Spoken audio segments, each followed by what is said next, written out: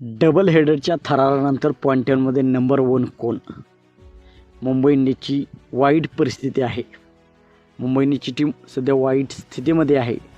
तर Mumbai Indians top 4मध्ये जाऊ शकते का? तर मित्रांनो, रविवारी IPLमध्ये 2 सामने खेळवले गेले. यामध्ये पहिला सामना गुजरात टायटन्स विरुद्ध लखनौ सुपर जायंट्स या दोन्ही टीमांमध्ये झाला. यामध्ये गुजरात टायटन्सने विजय मिळवला. दुसऱ्या सामन्यामध्ये रॉयल चॅलेंजर्स बेंगळुरूच्या टीमने मुंबई इंडियन्सचा पराभव केला. रॉयल चॅलेंजर्स टीमने प्रथम बॅटिंग करताना 240 रनचे पहाड उभे केले होते आणि मुंबई इंडियन्सची टीम 222 रन्स करू शकली. तर या डबल हेडरच्या थरारानंतर सध्या पॉईंट टेबलमध्ये आहे राजस्थान रॉयल्स पहिल्या क्रमांकावरती. राजस्थान रॉयल्सचे 4 सामन्यांमध्ये 4 विजय आहेत. तर दुसऱ्या क्रमांकावरती पंजाब किंग्सचे 4 सामन्यांमध्ये 3 विजय आणि 1 सामना त्यांचा अनिर्णित राहिलेला आहे. तर RCBची टीम तिसऱ्या क्रमांकावरती पोहोचलेली आहे. त्यांचे 4 सामन्यांमध्ये 3 विजय आणि 1 पराभव. तर दिल्लीची टीम चौथ्या क्रमांकावरती 4 सामन्यांमध्ये 2 विजय 2 पराभव.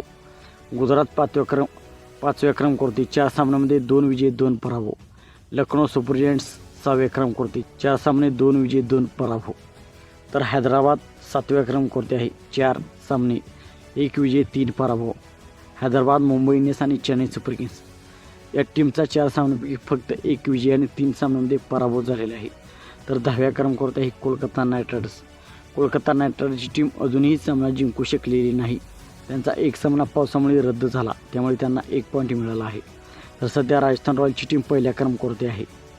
तर मुंबई इंडियन्स 8व्या क्रमांकावरती गेलेली आहे. मुंबई इंडियन्सचे 4 सामन्यामध्ये 1 विजय आणि 3 सामन्यामध्ये त्यांचा पराभव झालेला आहे. तर मित्रांनो, आपणास काय वाटते, कोणत्या 4 टीमा टॉप 4मध्ये जातील आणि चेन्नई सुपर किंग्स आणि मुंबई इंडियन्स कमबॅक करून टॉप 4मध्ये जातील का? आपणास काय वाटते आपण कमेंट सेक्शनमध्ये सांगा. मित्रांनो, आपण चॅनलवरती नवीन असाल तर आमचा यूट्यूब चॅनल सबस्क्राईब करा.